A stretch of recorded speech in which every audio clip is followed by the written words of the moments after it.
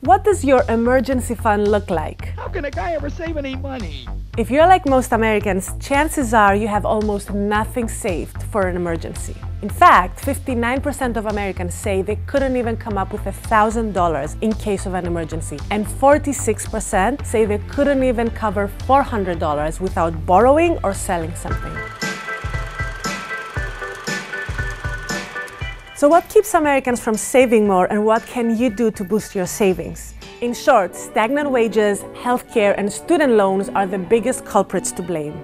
Some studies suggest medical bills are the #1 reason for personal bankruptcies. And it could get even worse.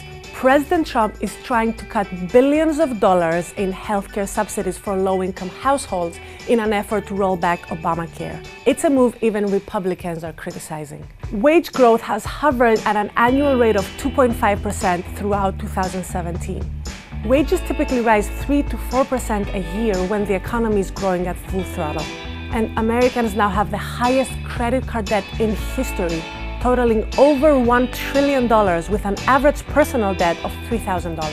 Then factor in student loans. The average student graduates with over $37,000 in student debt. That's higher than any previous generation.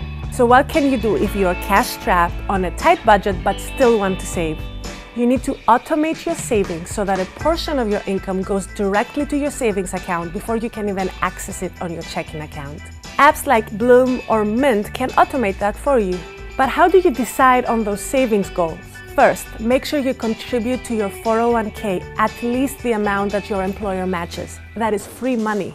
Second, build a 6-month emergency fund by doing what experts call paying yourself first. Like any other bill, a portion of your income should directly go to your emergency fund. And finally, write down your financial goals, like a house or a wedding, and create separate savings accounts for those goals, and then set up automatic payments to these accounts on a monthly basis. Just adding 1 or 2% of your income to those goals will make a big difference over time and will motivate you to save more. Considering that 2/3 of Americans don't even write a budget at all, if you automate your finances, you're already ahead of the game.